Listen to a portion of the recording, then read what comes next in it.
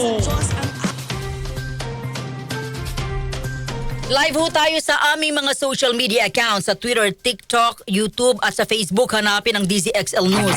Kasama ho natin si Ginoong Arnel T, ang founder at former representative ng LPGMA Party List at siya po'y presidente rin ng LPGMA Party List. Magandang hapon po, Ginoong Arnel T. Live kayo sa aming DZXL Manila, si Radyo Man Lourdes. Opo, magandang hapon po, Ma'am Lourdes.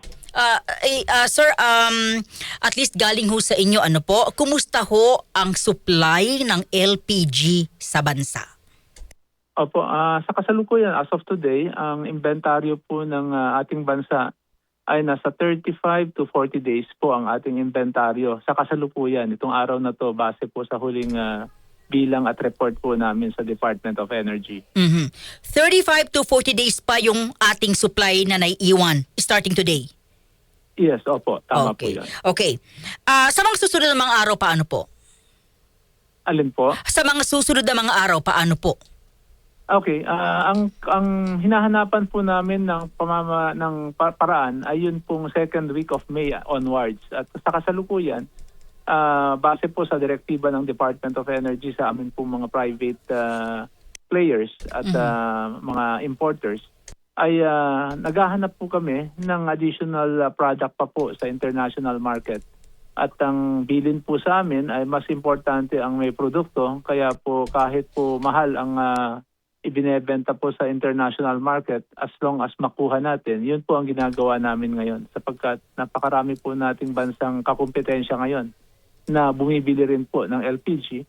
Kaya po, yun po yung aming ginagawa. At hopefully, makakuha po kami ng mga additional pa pong mga produkto sa mga darating na araw. Positive naman ho ba kung may mga kinakausap na, may mga movement na po sa inyo? May positive ho bang response, sir?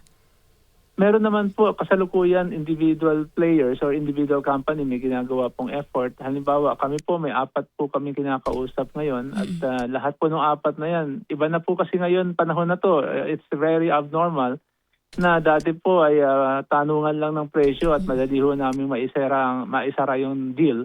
Ngayon po may bidding na po may sineset po silang araw para po magkaroon po kami ng online bidding at kung sino po yung pinakamataas ang offer, yun po ang mananalo. So yun po yung kagawian na po muna temporarily ngayon habang may kaguluhan sa Middle East.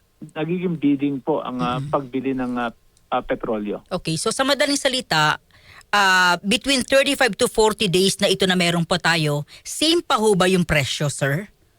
Yun po ang iba ang presyo po natin ngayon dahil lang sinasabi nating 35 to 40 days. Yan po ay committed, closed contract na po yan.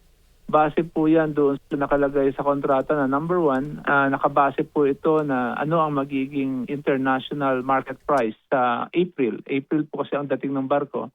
At ito po ay iseset ng Saudi Aramco yung presyong yon. At malalaman po natin yung presyong yan sa March 31. Pangalawa, yung shipping cost. Ang shipping cost po ay nakadepende po dun sa laro ng crude oil sa merkado.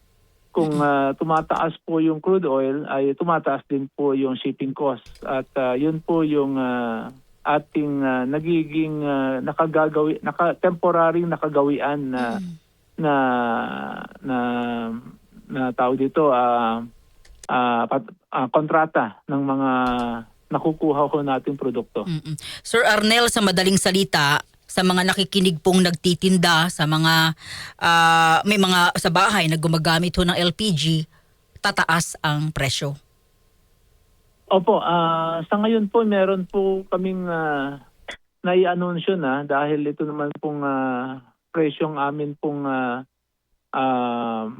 inilalabas ngayon ay base po doon sa ibinigay na pong kontrata sa amin at ito po ay na-submit na rin po namin sa Department of Energy. At ito po yung sinasabi namin na meron pong napipintong pagtaas dito sa darating na ilang araw na 30 pesos per kilo. Yan po ay base sa shipping cost na sinisingil po ng mga supplier ngayon na magdi-deliver ng LPG nila dito sa ating bansa. Okay. Sir, kasi may 35 to 40 days na supply pa, no? Sa kabila ho nito, as of this moment, sa mga panahong ito, nagtaas na ho ba? Wala pa? Nagtaas na po ang presyo ngayon pero hindi po ito yung biglaan na isang bagsakan. Ini-staggered po namin. Kaya ngayon po, pag nasa merkado po kayo sa local market natin, may makikita pa po kayong 1,100 to 1,200 pesos na LPG sa bawat 11 kilogram. Pero sa mga susunod pong araw, maaaring gumalaw po yan to 1,400 to 1,500 dahil yan na po yung epekto ng mga dumarating na pong mga produkto, bagong delivery na tinatawag naming spot market delivery. Na di hamak na mas mataas po ang shipping cost. Yung 30 pesos per kilo na posibleng maidagdag, kailan po ito mararamdaman? Mararamdaman po ito, umpisa po nitong Sabado, tapos hanggang April 1. Ganun po yung ginawa po naming sistema, ini-staggered po namin. Hinati po namin mula po itong Sabado at saka sa darating pong April 1. So, pwedeng sabihin, sir, na papalo na ito sa 1.5? Papalo po ito sa 1.5, tama po. Yun po yung tinatawag nating SRP. Opo. Naku. Pero sir, after ho nitong 35 to 40 days na ito, para lang humalinaw, meron pa ho bang idadagdag yung presyong ito? Sa pagdagdag po ng presyo ay nakadepende po doon sa kaguluhan sa Middle East. Hindi po namin masabi sa ngayon kung ito po ay madadagdagan, pero ito na po yung pinakamataas na nangyari sa history po ng LPG dahil po ito sa problema sa kaguluhan ng Middle East. Pero pagka ang tanong ay meron pa bang itataas sa mga susunod after 30 days? Sa tingin po namin, meron man, hindi na po ganyang kataas sapagkat nakikita na rin po naman namin na yung paggalaw po sa kasalukuyan ngayon ay hindi na po ganun kataas ang inaangat. Kung minsan nga po bumababa pa ho ng bahagya. Ito na po siguro yung pinakamalaking itinaas. Pero yun po pananaw ko lang po yan. Pero sir, alam nyo, yung mga nagtitinda, sorry sa term, pero nagpapanik sila. Yung iba ho, maramihan na rin yung binibili. Baka po ang maging tendency ho nito magkakulangan pagtungtong po ng Abril. Ganito po ang ginawa namin, base na rin po sa direktiba ng Department of Energy.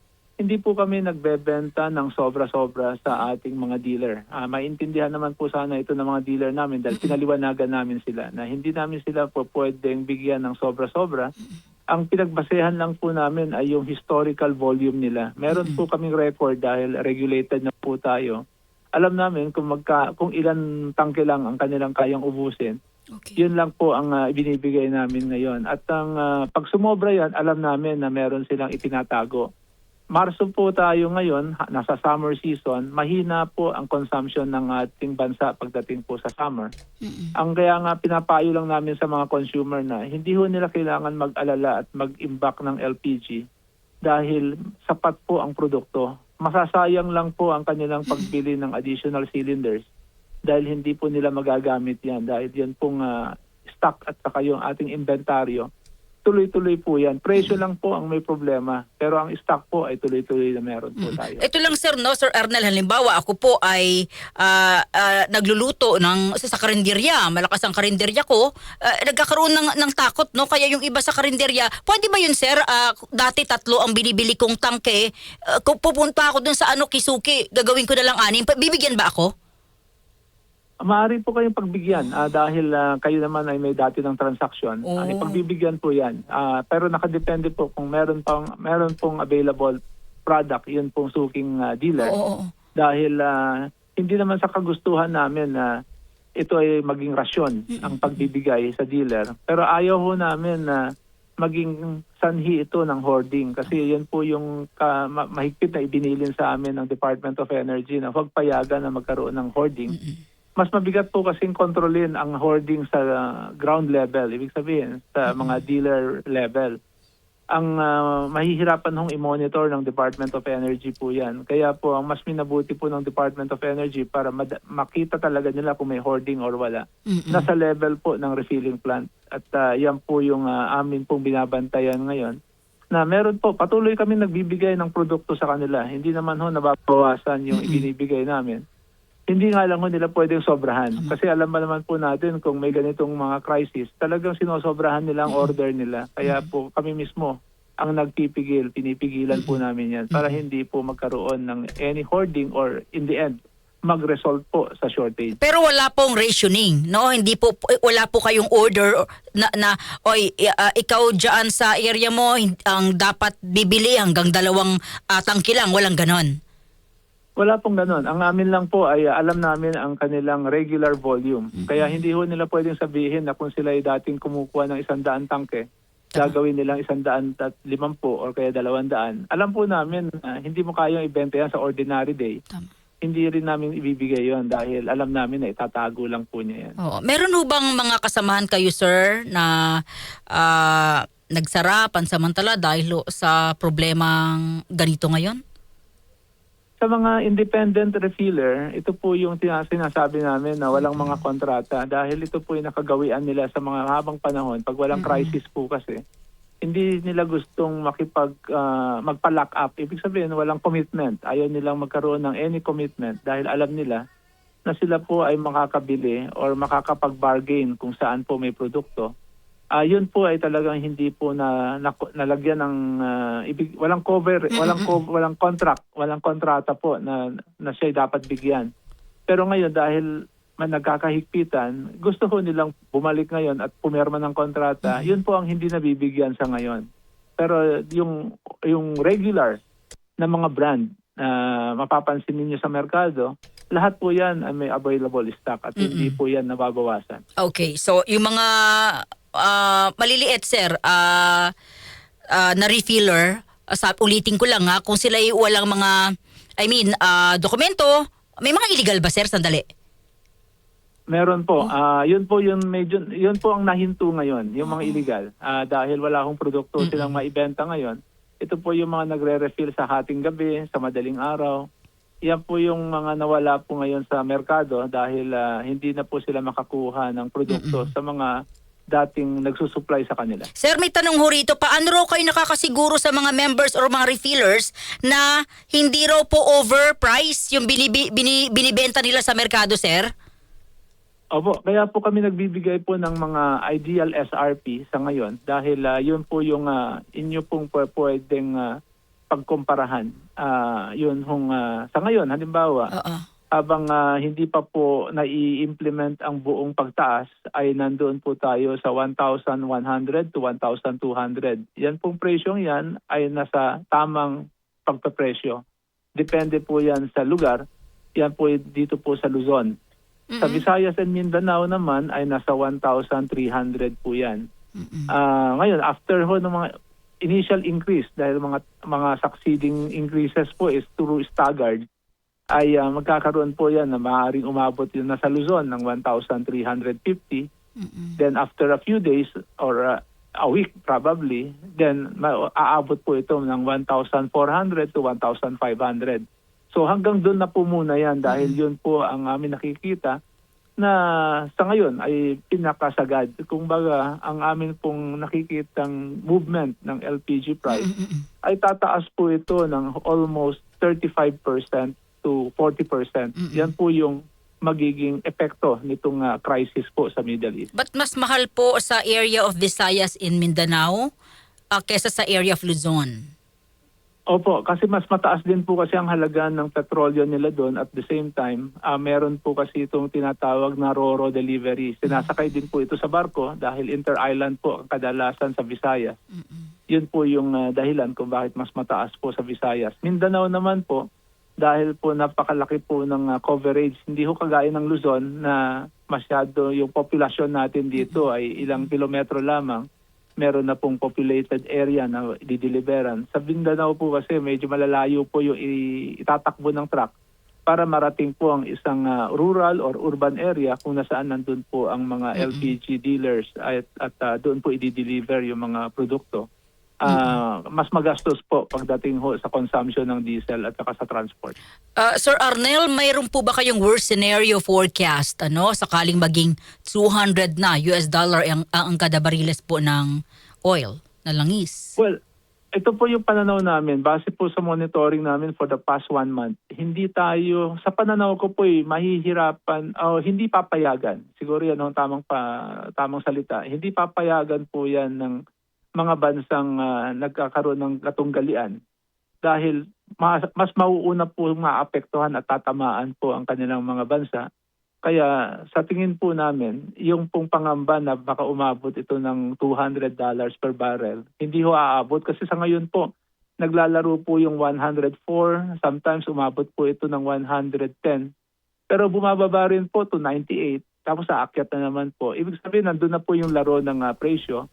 Yung pong para umabot po doon sa $200, hindi ho papayagan sapagkat maaari na pong maglabas ng mga emergency oil reserve ang mga bansang malalaki kagaya ng Amerika, Canada, Japan, South Korea, Australia, Russia. Sa ngayon po, even ang Pilipinas po may natanggap na pong initial delivery mula po sa Russia. So yun po yung patunay na ang gobyerno din natin ay minamanage na po ng maayos ang kasiguraduhan ng ating produkto. At sa LPG, ganun din po. Meron na rin po silang initial communication with the 6 countries na nabanggit ko po kanina upang makabili po tayo ang ating gobyerno through a government-to-government procurement para po madagdagan ang produkto natin dito upang magresulta ito sa pagbaba din ho ng presyo. At yun din ho naman ang gusto namin sa pribadong sektor, maibaba ho ang presyo dahil hirap din ho kasi kaming maghanap ng produkto sa ngayon. Napapanahon, tama lang ho ba o may ambag ho ba sa inyong sektor ang state of energy emergency? Meron po. Yan pong naging resulta niyan ay yun pong pinatawag na meeting ng Energy Department na 2 beses. At kami po hiningan ng datos at wishlist kung ano yung gusto naming tulong na pwedeng ibigay ng gobyerno. Ang binigay po naming tulong through the proposal din po naman nila na pwede silang tumulong para maghanap at bumili ng produkto at ibenta ho sa mga pribadong sektor na kagaya po naming mga importer. Yun po yung hinihintay na po namin dahil na-submit na po namin last Wednesday, kahapon, yung aming mga datos at mga requests at inuumpisahan na po nilang makipag-communicate sa mga embassy ng mga bansang tatawagan po nila. Sir, sa inyo pong mensahe sa ating mga kababayang natataranta, natatakot sa sitwasyong ito? Huwag ko kayo mag-alala. Ang sabi nga natin, ang ating bansa ay naka-prepare doon sa nangyaring kaguluhan. And in fact, noon pong pumutok ito noong February 28, ang ating inventory during that time ay nasa 35 to 40 days ang ating inventaryo. Kung ikukumpara po natin ito sa mga kalapit bansa natin kagaya ng India and Vietnam, sila po ay may 1 week inventory lamang kaya kaagad-agad ho na ramdaman ng kanilang consumer ang pagkawala ng produkto at naging sanhi ng pilahan ng pagpapakarga ng LPG at gasolina.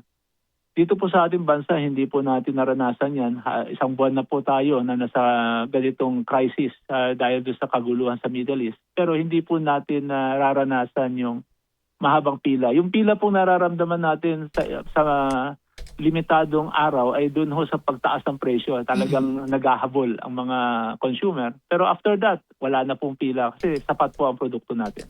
Sir, maraming salamat sa inyong assurance sa amin. Mabuhay po kayo, sir. Good afternoon. Opo, salamat din po at mabuhay po tayong lahat. DZXL. Si Sir Arnel T, ang founder